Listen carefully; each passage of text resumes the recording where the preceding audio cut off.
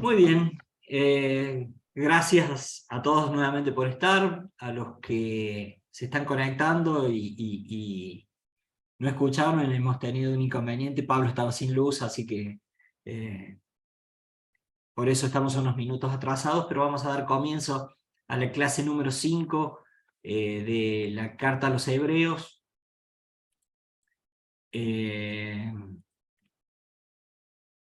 Sí quisiera, antes de empezar con la clase de hoy, como ustedes ya se habrán dado cuenta, el material que tenemos es amplísimo, no hay forma de que lo podamos, o que yo al menos lo pueda comprimir para que todo el material que estamos subiendo entre en una sola clase. Así que hoy vamos a ver una parte de esta clase 5 y la clase que viene vamos a ver la segunda parte de este mismo material.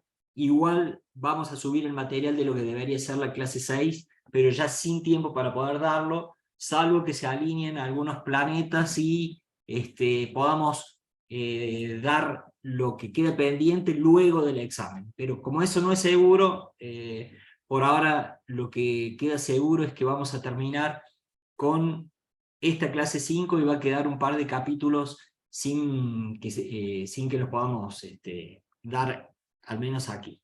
Lo que sí, siempre el material está, les recomiendo que lo lean, es realmente bueno el material, es realmente de edificación y aclara muchísimas cosas.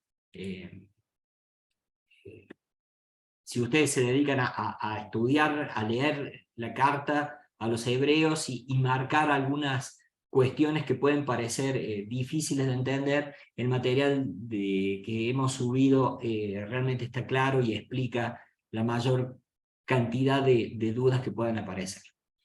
El tema de hoy, clase 6, el tema de hoy es algunas exhortaciones prácticas o exhortaciones prácticas. Y vamos a leer la primera de ellas, acercándose a Dios y aferrándose a la fe, que está en el capítulo 10, desde el versículo 19 hasta el 23. Yo lo dividí en dos, no sé cómo va a aparecer ahí, pero no importa, vamos a leer todo y después voy a hacer la división de por qué, la explicación de por qué dividí en dos esta partecita. Dice así: hermanos, ahora podemos entrar con toda libertad en el santuario gracias a la sangre de Jesús, siguiendo el nuevo camino de vida que Él nos abrió a través del velo, es decir, a través de su propio cuerpo. Tenemos un gran sacerdote al frente de la casa de Dios. Por eso, acerquémonos a Dios con corazón sincero y con una fe completamente segura, limpios nuestros corazones de mala conciencia y lavados nuestros cuerpos con agua pura. Mantengámonos firmes, sin dudar, en la esperanza de la fe que profesamos, porque Dios cumplirá la promesa que nos ha hecho. He querido dividir esto desde el versículo 19 al 21,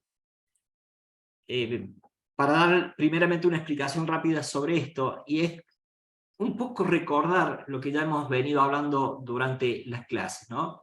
Un camino que no existía, una relación que era totalmente inexistente entre el ser humano y Dios, una posibilidad que no había de llegar a Dios. Estaban los caminos cerrados y bloqueados, y la única forma que el hombre tenía de relacionarse con Dios, o su pueblo, o aquellos que tenían fe en Dios, era a través de intermediarios, a través de los sacerdotes, a través del sumo sacerdote.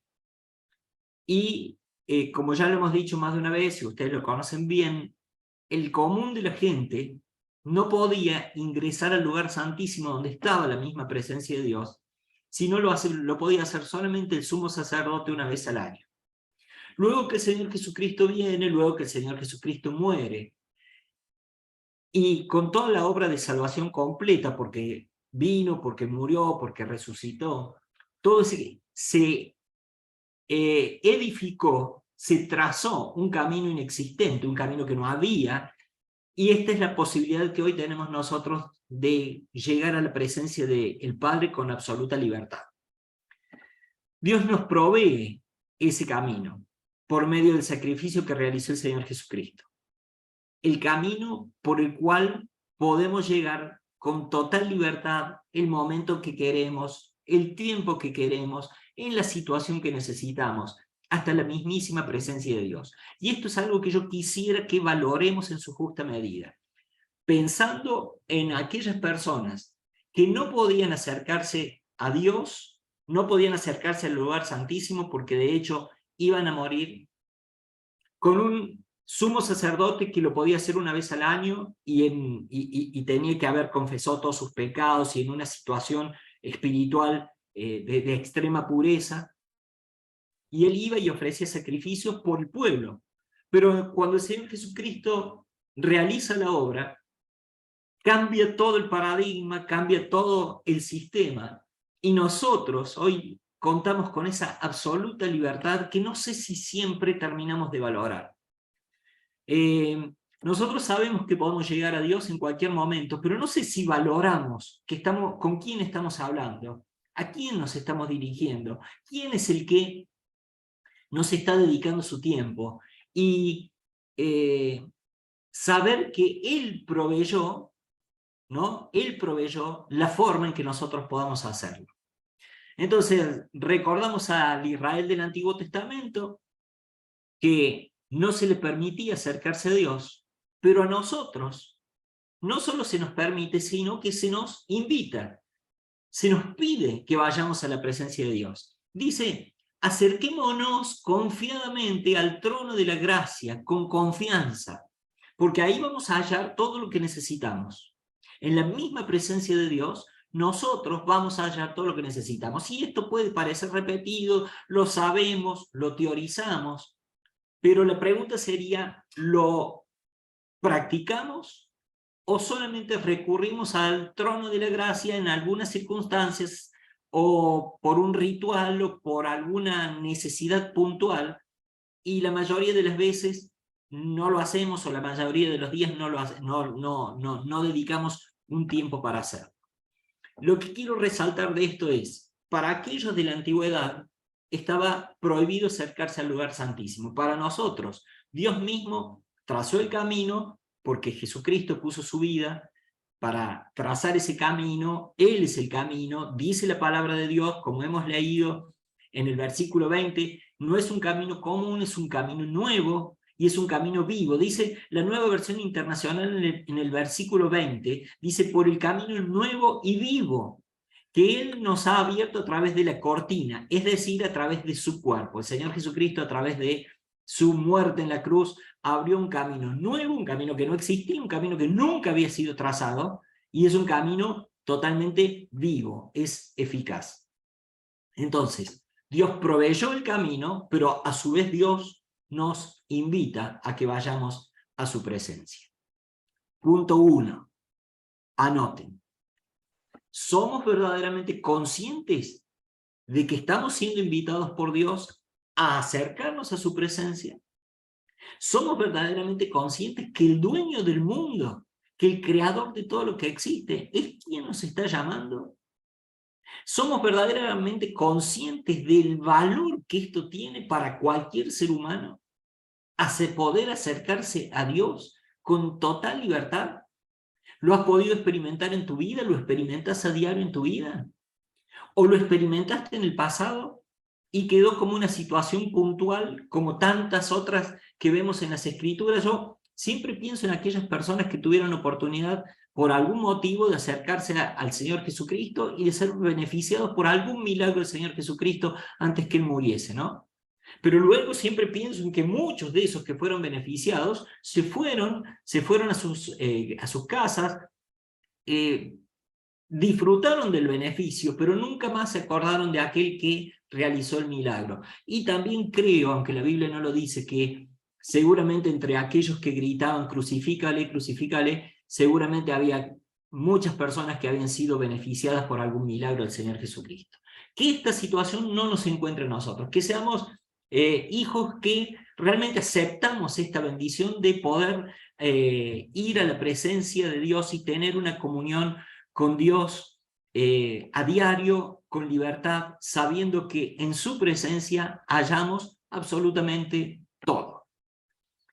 Cuando estamos bien, ese bien se fortalece. Cuando no estamos bien, la presencia de Dios lo llena todo. Cuando estamos vacíos, la presencia de Dios llena nuestros vacíos. Cuando estamos desorientados, es la presencia de Dios la que nos da orientación. Y no es una cuestión psíquica, no es una cuestión mental, es una cuestión espiritual y real. ¿Cuántas veces podemos llegar a la presencia de Dios en situaciones de total desorientación? Porque Él nos ha invitado. No nos dice, sácate un turno, llámame, te doy turno de acá a 3 semanas. Es en el momento que queremos, en el momento que necesitamos, en el lugar donde estamos. Es cuestión de comunicarse con Él y poder entrar por un camino nuevo y vivo a la misma presencia de Dios.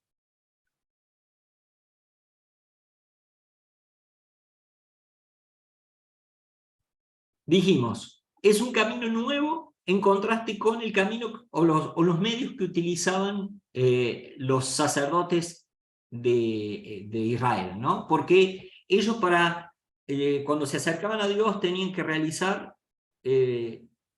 los sacrificios de animales, que ya era un sistema que se utilizaba porque sabemos que desde Abel, que sacrificó un animal en holocausto para ofrendarlo a Dios, era un sistema que venía en un sistema, podríamos decir, viejo, primitivo, pero el camino que nosotros utilizamos es un camino nuevo. Es un camino provisorio que estaba preparado para ser quitado porque Dios en su planificación y en su todo saber sabía que ese viejo sistema iba a ser reemplazado por este nuevo sistema de la libertad que nos iba a dar a través del Señor Jesucristo.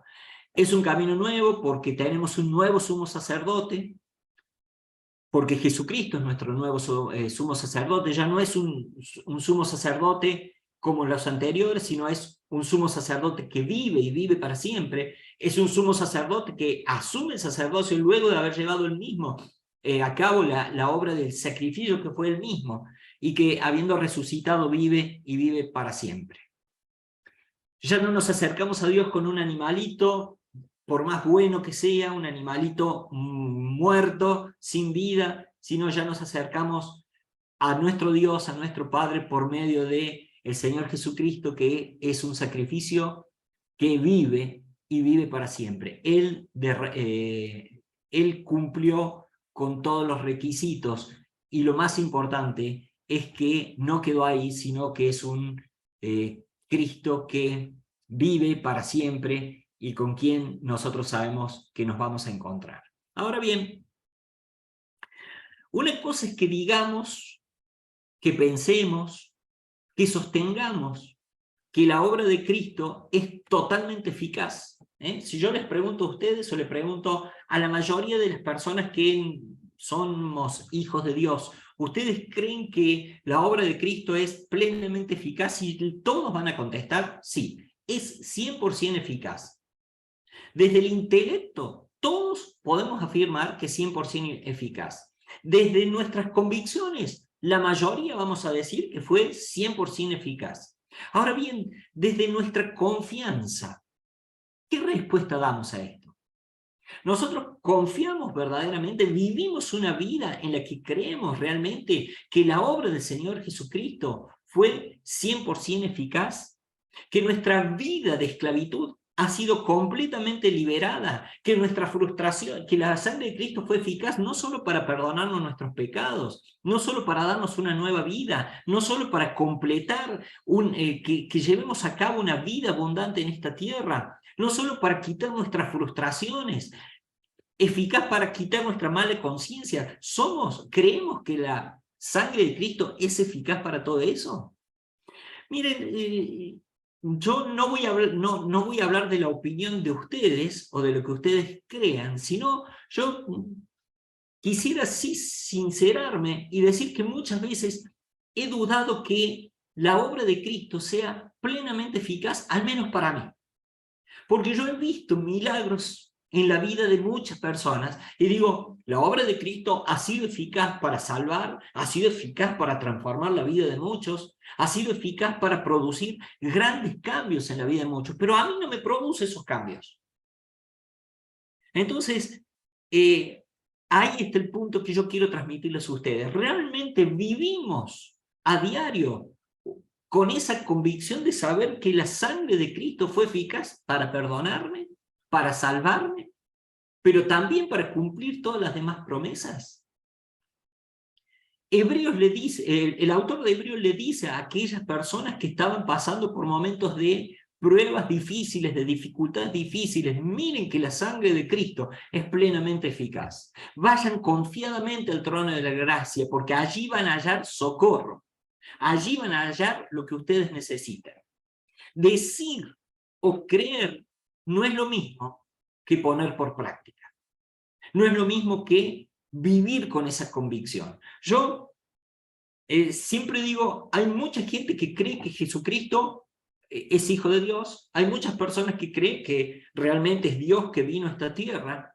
Hay muchas personas que creen aún que la única forma de ser salvados de una eterna condenación es Cristo.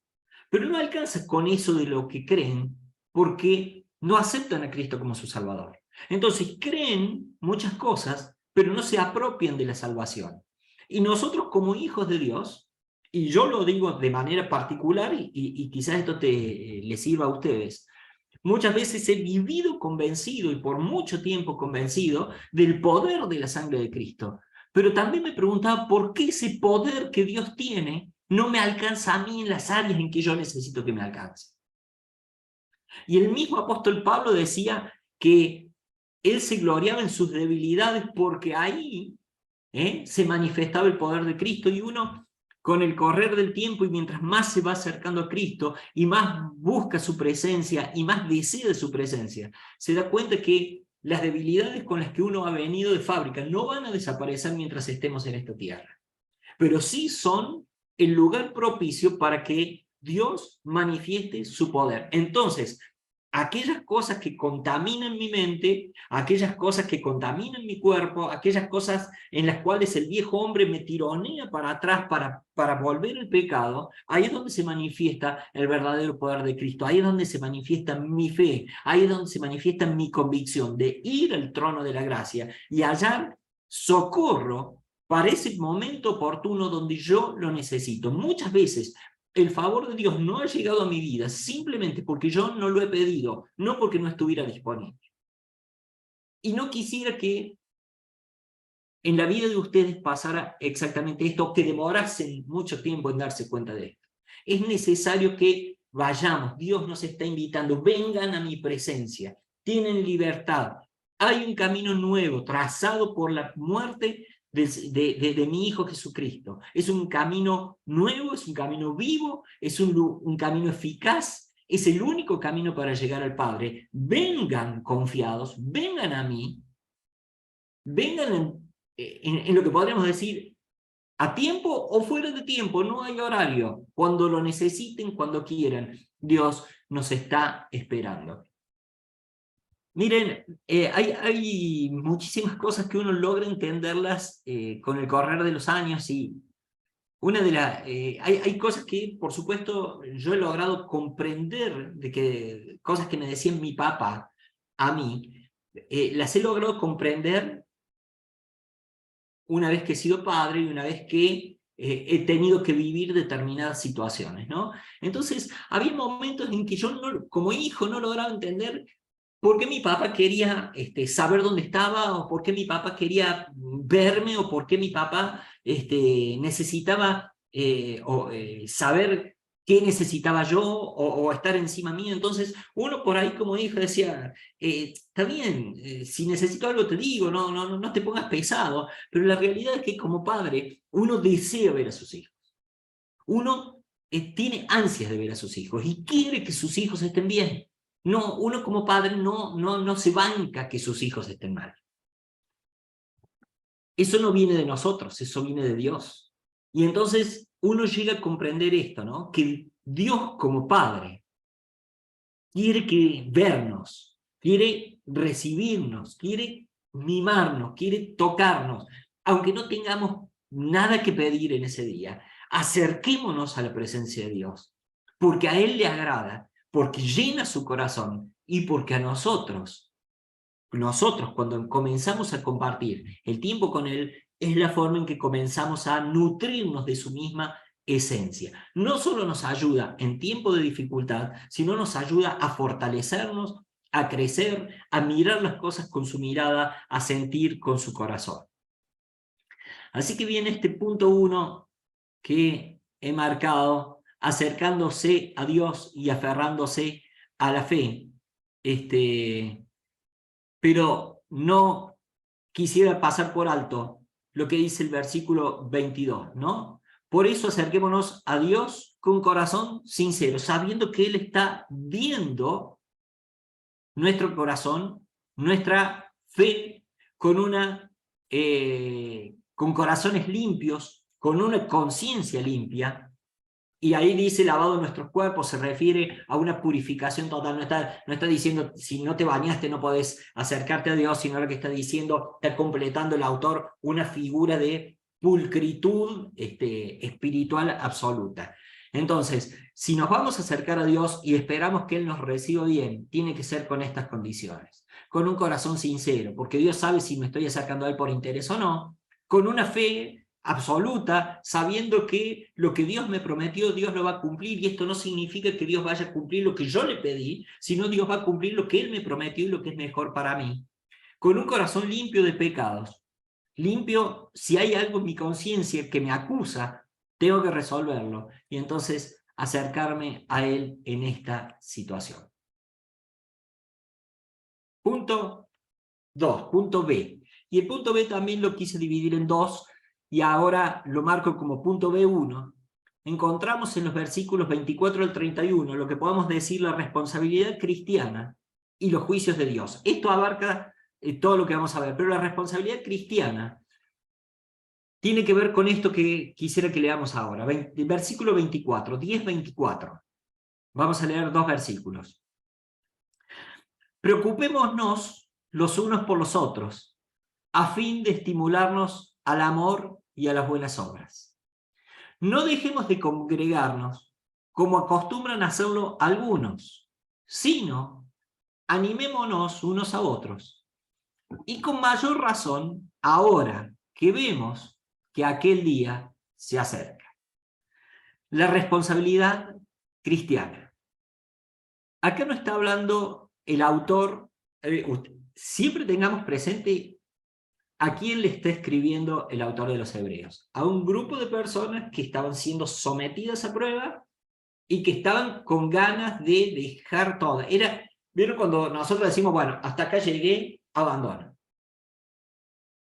No sé si les pasó, pero a mí me pasó más de una vez. Hasta acá, mi aguante es hasta acá llego, de aquí más suelto todo. Y esta gente, estos hebreos, estaban pasando por una situación así. Y él les está diciendo, miren, en vez de preocuparse por ustedes en sí, preocúpense por el otro. ¿Sí? Preocúpense por el otro. Y comiencen a estimularse al amor y a las buenas obras. Entonces, nos damos cuenta, cuando esto lo ponemos por práctica, que lo que Dios quiere es que realmente dediquemos nuestro esfuerzo, discúlpenme que me pise con esto, pero que nos dediquemos a los demás, para que los demás se puedan dedicar a uno. Si yo me miro al espejo todo el tiempo, no solo no voy a resolver mis problemas, sino que no puedo ser de bendición para nadie. Y nosotros estamos como iglesia para ser de bendición a los demás.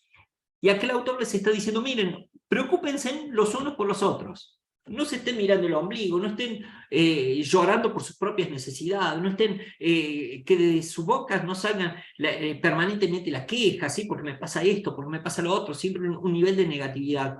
Dediquen sus fuerzas y su esfuerzo a bendecir a otros. Estimúlense, aliéntense a realizar buenas obras y aliéntense al amor. ¿De qué manera podemos hacer esto? ¿Desde casa o desde la congregación? Y acá está claro. Si ustedes quieren hacer esto, hay una condición. No pueden dejar de congregarse. Yo ya pensaba, mientras veía toda los parejas, las familias que se estaban preparando para misionar, y lo que pensaba era, no hay ninguna manera de que estas familias se puedan sostener, ni en la Argentina ni fuera de la Argentina, si no hay una iglesia que no pone por práctica esto. Preocuparse por ellos, hacerlo en amor, estimularlos a hacerlo, porque imagínense, ellos sienten un llamado, sienten un deseo, pero hay alguien que no quieren que salga. Hay alguien que les está diciendo, vos estás loco. Si vos pensás ir a misionar a un lugar donde te van a perseguir, un lugar donde tus hijos pueden sufrir, un lugar donde no conoces el idioma, un lugar donde podés pasar situaciones que no vas a pasar en tu patria, mejor quédate aquí. Y ese que les está diciendo esas frases, ¿no? Ya sabemos quién es. Pero por eso esta gente, ellos, y hablo de manera particular por ellos, pero no todos necesitamos quien nos estimule a seguir adelante. Esta gente necesita quien los estimule a decir, no, sí te va a ir bien, porque de la lista de los que le dicen las partes negativas debe ser así larga. La lista de los que le dicen lo positivo de salir debe ser así cortita. Entonces, nos pongamos del lado de la lista que los estimula. Y los estimula en amor, y los estimula de manera práctica, no solo con oraciones, voy a orar por vos y la palmada, sino los estimula con las ofrendas, preguntando, sabiendo, intercediendo. Esta gente necesita intercesión, necesita que los sostengamos en oración. Ellos se van a ir del país, pero dentro de la iglesia en la cual estamos, está lleno de personas que tienen necesidades. Miren, nosotros, ¿cuántos somos ahora? Unos 30 estaremos, no sé bien cuántos somos, estamos conectados, pero supongamos que somos 30. Aquí hay 30 personas que tenemos necesidades diferentes. No hay ninguno de nosotros que no necesitemos del otro, que no necesitemos del estímulo, del amor. Entonces, nos dediquemos a las buenas obras, nos dediquemos a interesarnos por los otros, nos dediquemos a preguntarle a los otros en qué puedo ayudar. Estaba viendo, suelo ver una serie que se trata de un médico, director de un hospital, y él arranca como director del hospital con una frase más que interesante que debería ser nuestra frase cabecera. ¿En qué puedo ayudar? Si esta fuera nuestra frase de cabecera cuando nos comunicamos con nuestros hermanos, ¿en qué puedo ayudar? ¿Saben cómo crecería y se fortalecería la iglesia? No en qué me podés ayudar, sino en qué te puedo ayudar. Y no hay forma de que esto se lleve a la práctica si realmente dejamos de congregarnos. El dejar de congregarse, como ya lo decía hace un par de miles de años atrás el autor de los Hebreos, y que sigue siendo una realidad hoy, no tiene nada de bueno, nada de positivo. Esto de que me congrego vía internet no tiene nada de positivo.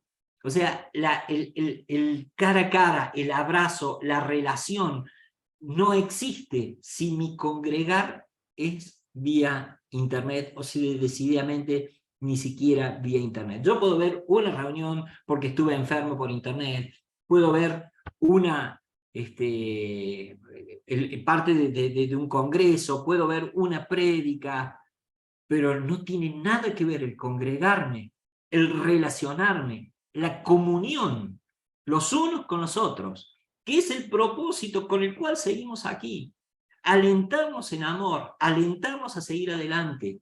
Y el alentarnos significa, si prometo que voy a orar por alguien, tengo que hacerlo. Si prometo que voy a ayudar a alguien, tengo que hacerlo. Si prometo que voy a estar al lado de alguien o alguien requiere de que yo esté al lado, y me comprometo con eso, tengo que hacerlo.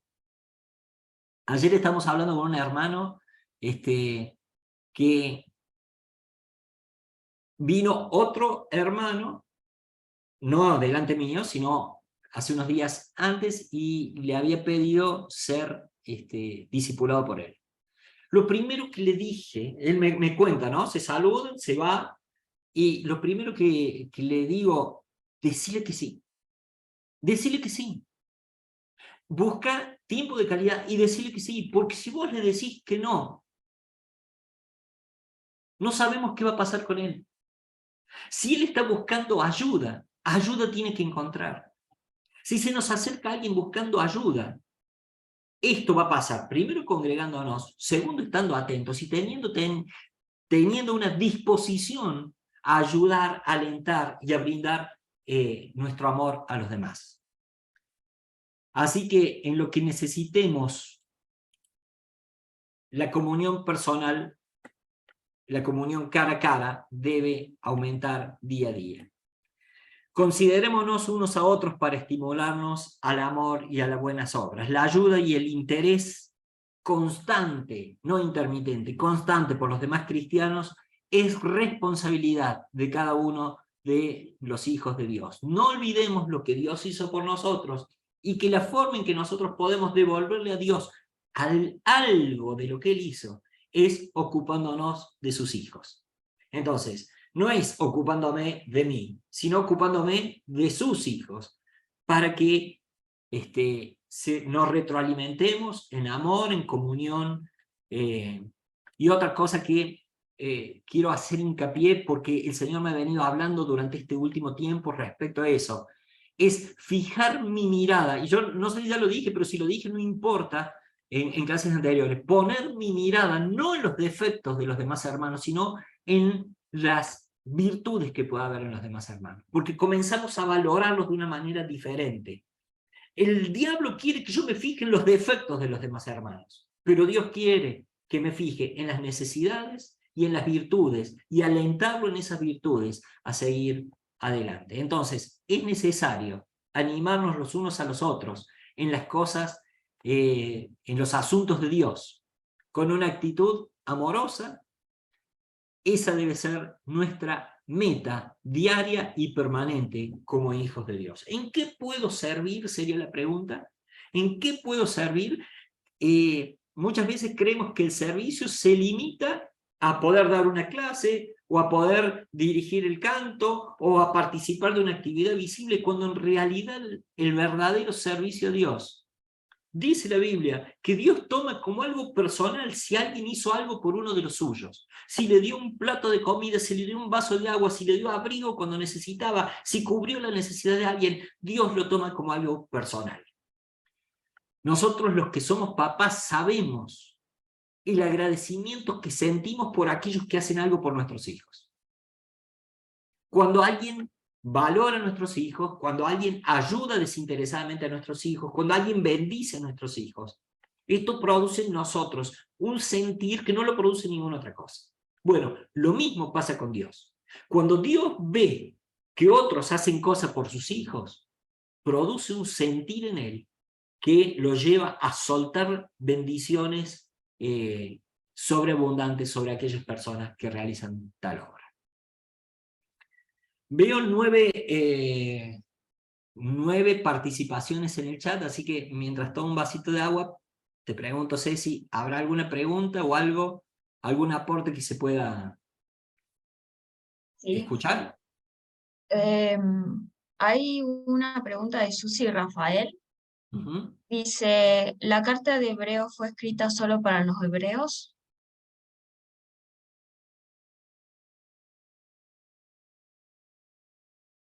Indudablemente que quien escribió la carta la escribió directamente para los hebreos, como Pablo escribía para los romanos, para los de Efesios, para los de la ciudad de Corinto. Ellos no tenían idea de la trascendencia que iba a tener esa carta.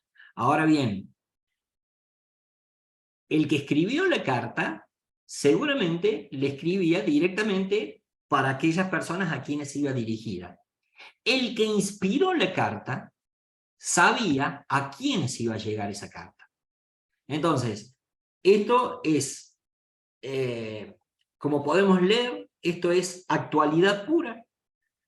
es una situación puntual que ellos vivían, pero está registrada en las Escrituras, porque aquel que inspiró a Pablo con todas sus cartas, y en este caso al autor de los Hebreos, sabía que esta carta nos iba, 2000 años después, nos iba a llegar a nosotros, y iba a tener un mensaje actual de edificación para cada uno de nosotros. Así que, si la pregunta es, ¿iba dirigida a los hebreos solamente? Sí, en este caso iba dirigida a ese grupo de hebreos que estaban siendo perseguidos. Pero eso era la intención del autor, la intención del escritor, la intención de aquel que la inspiró, que fue el Espíritu Santo, es que esa carta venga, sea de bendición para todos nosotros. ¿Queda contestada, Susi, Rafael? ¿Queda contestada? Bien. ¿Hay alguna otra pregunta, Ceci? Sí, bueno, se plantea una situación particular.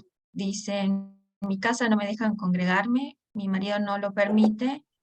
¿Cómo hago? Lo hago virtual y no en el mismo día, dentro de la semana cuando no está. Perfecto. Esto estamos hablando de una excepción a la regla. Y quien pide esto, que yo no sé quién es ahora porque no importa, pero todos podemos leer quién es la persona que está pasando por esta situación, y todos nos tenemos que comprometer para que esta situación cambie. No está para que nosotros, pobre, que se arregle como sea, sino, bueno, hoy la solución es esta que estás tomando. Si tu esposo no te permite congregarte y tenés que ver las reuniones fuera de horario, hoy es tiempo de hacerlo así. Pero nosotros tenemos que interceder delante del trono de la gracia, y vos también tenés que hacerlo, para que esta situación cambie. Porque dice la Biblia claramente, y debemos creer en esta promesa, que a aquellos a los que aman a Dios, todas las cosas, aunque parezcan muy contrarias, conducen a bien. Así que, si esta situación hoy te parece contraria, y de hecho es una contrariedad, vamos a confiar y vamos a clamar para que se cumpla la promesa del Señor de que esto conduzca para bendición de tu vida y de los tuyos. Porque también dice la palabra de Dios que si vos crees, vos y tu casa serán salvos. Entonces, la palabra de salvación tiene que llegar a los oídos y al corazón de tu esposo, de tu familia. Y entonces, aquí es donde entra en juego la congregación. Aquí es donde alguien necesita, y los demás, ¿qué tenemos que hacer? Clamar e interceder para que esta solución excepcional cambie y deje de ser una situación así, para que esta persona se pueda congregar como es debido. Miren, quiero marcar esto, ¿no? Dice la Biblia que nosotros tenemos acceso a la presencia de Dios, y que allá daremos ayuda. En presencia de Dios encontraremos la ayuda. Lo que no dice nunca la Biblia es que no vamos a encontrar situaciones que requieran ayuda. Justamente dice que ante las situaciones que requieren ayuda, nosotros la vamos a encontrar en Dios. Así que esta es una situación muy particular, que nosotros te alentamos a que sigas haciendo lo que estás haciendo, a que sigas orando y dedicando tiempo, pero que confíes en que Dios va a cambiar esto que hoy parece una situación negativa en algo totalmente positivo. Y todos, confiando en esto, nos aferramos a las promesas de Dios para interceder por nuestra hermana, y que de acá a un breve tiempo, mucho antes de lo que imaginamos, podamos verla junto a nosotros, y aparte nos presente a su esposo en la iglesia también.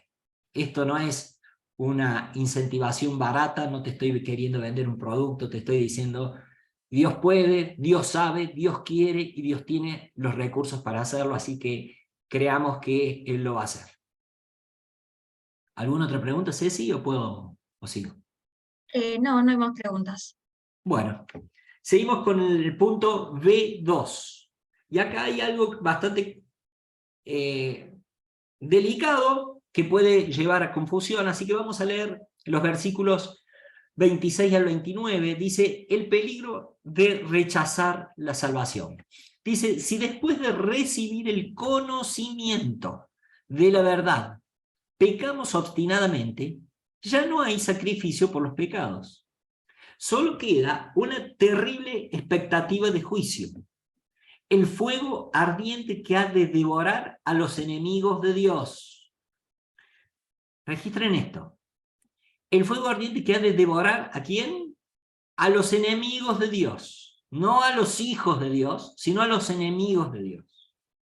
Cualquiera que rechazaba la ley de Moisés moría irremediablemente por el testimonio de 2 o 3 testigos. ¿Cuánto mayor castigo piensan ustedes que merece el que ha pisoteado al Hijo de Dios, que ha profanado la sangre del pacto por el cual había sido santificado y que ha insultado el Espíritu de la gracia? Yo quisiera ser lo más sencillo y claro posible con esto. Aquí estamos hablando de personas que, habiendo tenido oportunidad, habiendo conocido y hasta habiendo recibido de manera intelectual, con la mente, a Cristo como Salvador, deciden rechazar definitivamente el mensaje. Dice, lo que quiere decir el autor acá, que ya no hay sacrificios por los pecados, es porque el sacrificio de Cristo fue una vez y para siempre. Y le está diciendo a los hebreos, miren, ustedes, habiendo conocido que Jesucristo murió, resucitó, derramó su sangre y fue el sacrificio completo, no pueden volver a creer que realizar sacrificios de animales les va a traer salvación o perdón de pecados. Recibir el conocimiento no significa que haber aceptado el conocimiento, ¿sí? Que ha aceptado a Cristo como su Salvador. No significa, significa que simplemente se le dio a conocer el camino de salvación, que lo entendió, que puede haber tenido un aparente crecimiento como planta. Recuerden ustedes la parábola del sembrador, que algunas semillas fueron quitadas del camino, pero otras comenzaron a crecer, una porque no tenía porque había pedregales, no pudo echar raíces y se secó, la otra porque creció entre espinos, se secó, pero la única verdadera planta que nunca se secó fue aquella que dio frutos. Entonces, recibir el conocimiento no significa que fueron algún día hijos de Dios. Hijos de Dios son aquellos que dan frutos como hijos de Dios. Y habiendo dado frutos como hijos de Dios, ¿sí? Pretenden vivir en pecado. Pero acá el autor se está refiriendo a aquellos que conocieron la posibilidad, conocieron el camino, se les presentó el camino de salvación. Y nosotros en la iglesia podemos ver montones de casos así. Todos tenemos gente conocida que de alguna manera u otra ha dicho que aceptaba a Cristo, inclusive muchos han pasado por las aguas del bautismo, pero la realidad es que después de un tiempo nunca pudimos ver que dieron frutos, por lo tanto no eran sus discípulos. Dice la Biblia que el que da frutos es el que puede ser llamado discípulo, no aquel que no da frutos. Entonces, para estas personas queda lo que queda para cualquier persona que rechaza, habiendo tenido la posibilidad, rechaza el mensaje de salvación.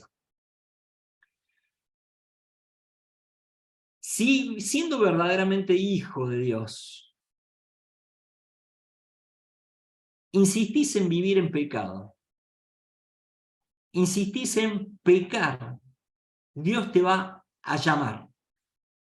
Eso tenelo por seguro. Dios te va a llamar. Primero lo hará suavemente, luego lo hará de una manera más fuerte, y si te tiene que zamarrear y tocar tu salud, lo va a hacer. Ahora, si habiendo conocido intelectualmente el mensaje de salvación, vos decidís seguir tu vida de pecado y Dios nunca te llama, Dios nunca toca tu corazón, Dios nunca te zamarrea, no existe ningún llamado de ninguna manera, es porque nunca realmente tuviste una comunión o una relación verdadera con el Padre. Entonces, ¿qué se puede esperar? Aquellos que han tenido oportunidad de recibir el mensaje y lo han pisoteado, lo han escupido, lo han mancillado a la obra que Cristo realizó en la cruz, ya no hay ningún otro sacrificio que pueda servir. Están condenados al infierno, están condenados al infierno que fue diseñado para el peor enemigo de Dios, que es Satanás, y detrás de él a todos los que rechazan el mensaje de salvación.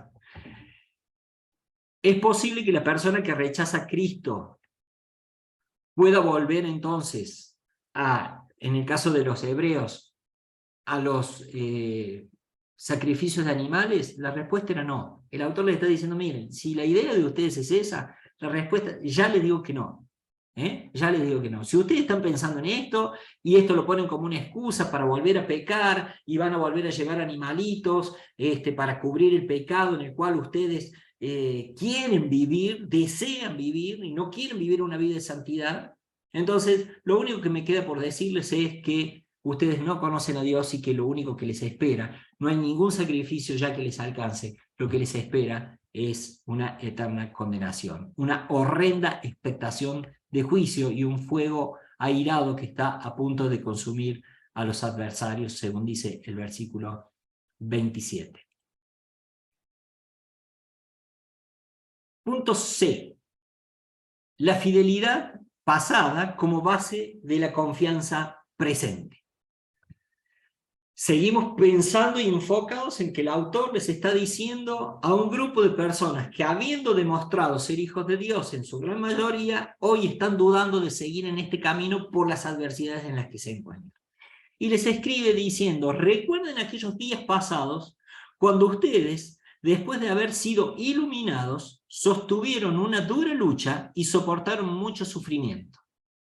Esto ya va referido, dirigido a otras personas, no a aquellos que sistemáticamente quieren vivir en pecado, sino está dirigido a un grupo de personas que ya pasaron por pruebas difíciles, por pruebas que le provocaron un sufrimiento y las soportaron.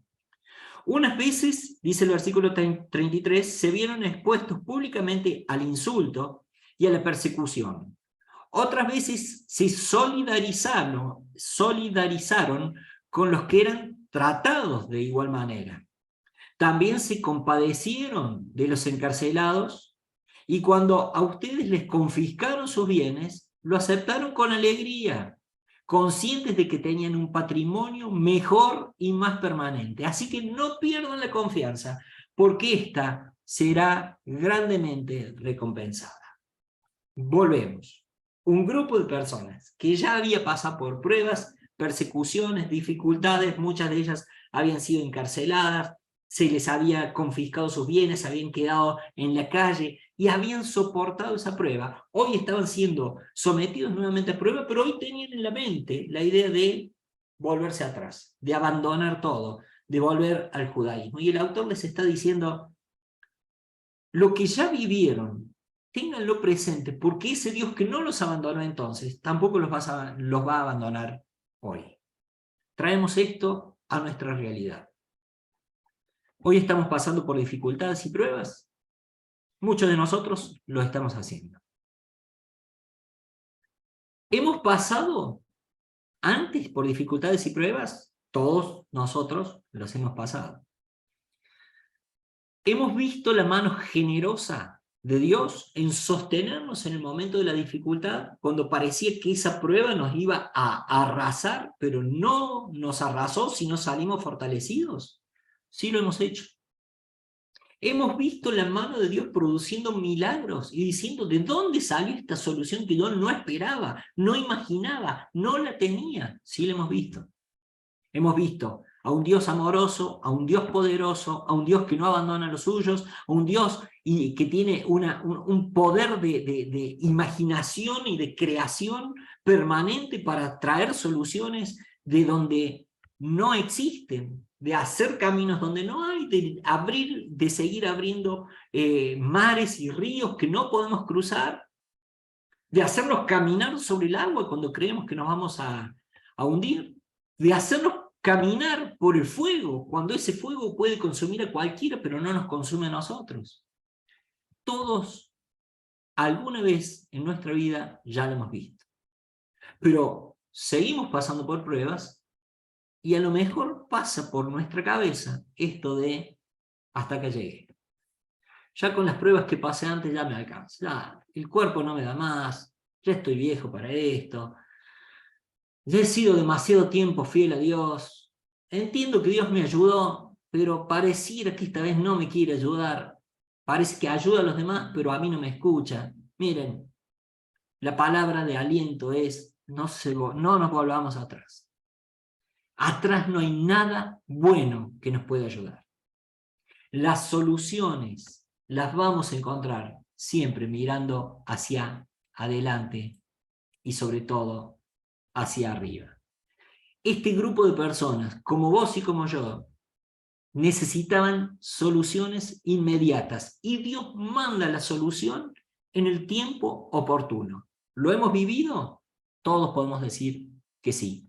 Ellos necesitaban, la primera necesidad de ellos hoy era tener paciencia, aguantar lo que estaban viviendo. Y Dios los iba a sostener en ese tiempo de dificultad y los iba a sacar de ese tiempo de dificultad. Ellos corrían el peligro de cansarse de hacer el bien. No nos cansemos nunca de hacer el bien. ¿Para qué me sirve? Al final me vivo la vida pensando en los demás, ¿no?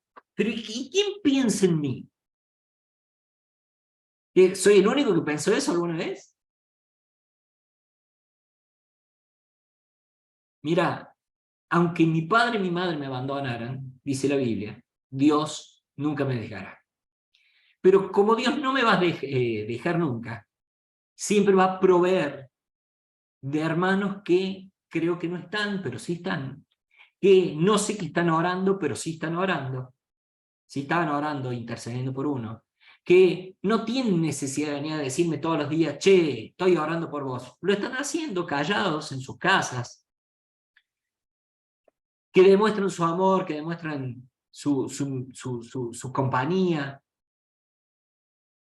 Entonces no nos cansemos de hacer el bien, porque hay otros que al lado nuestro no se están cansando de hacernos el bien, aunque pasemos por un momento de dificultad, de dolor, de cansancio.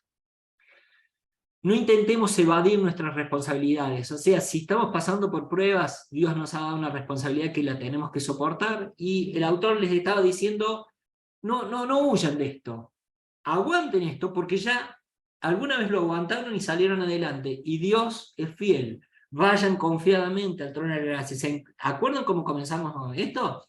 Vengan, dice el Señor, vengan confiadamente, vengan, te está invitando a su presencia. No intentemos evadir nuestras responsabilidades ni con Dios, ni con los hermanos, que se arregle como pueda. Habrá otros que oran por él, yo la verdad ya no tengo ganas. Yo tengo una lista así de larga de personas por las que oro, que no puedo sumar más gente. Miren, en la lista de oración siempre hay lugar para uno más. Y si el Señor te ha puesto a alguien en tu lista de oración, ni se te ocurra no orar por él, porque vas a dar cuenta por él. Así que continuemos con este concepto. Sirvamos fielmente al Señor, sigamos hacia adelante, vayamos confiadamente al trono de la gracia y sepamos con total seguridad que el socorro llega en el tiempo oportuno. Dios nos va a libertar de esta prueba, que después vendrá otra, y así será nuestro perfeccionamiento hasta el día que el Señor nos venga a buscar. ¿Saben lo que les dijo? Aliéntense unos a otros, sobre todo teniendo en cuenta que aquel día se acerca. Hace 2000 años atrás el autor de los Hebreos pensaba que el día de la segunda venida estaba cerca. Le erró por un par de años, pero nosotros tenemos una seguridad. Hoy sí podemos decir, la venida del Señor está muy cerca. Los tiempos se han cumplido, las situaciones,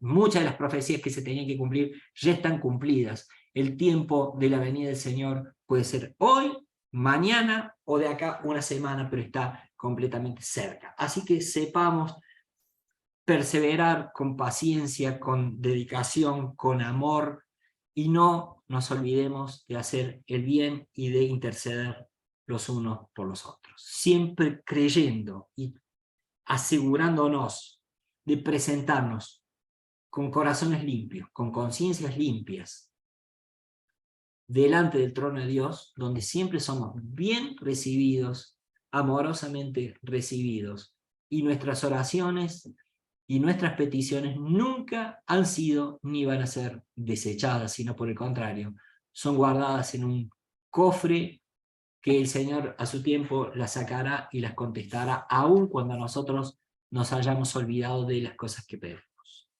Así que bueno, ya hemos cumplido con nuestro tiempo. Pregunto, más que nada, por si hay alguna respuesta para dar. Pregunto, Ceci, que me digas, y si no, concluimos con la clase de hoy. De preguntas no hay. Bien, entonces, Pero, si no hay preguntas, concluimos con la clase de hoy.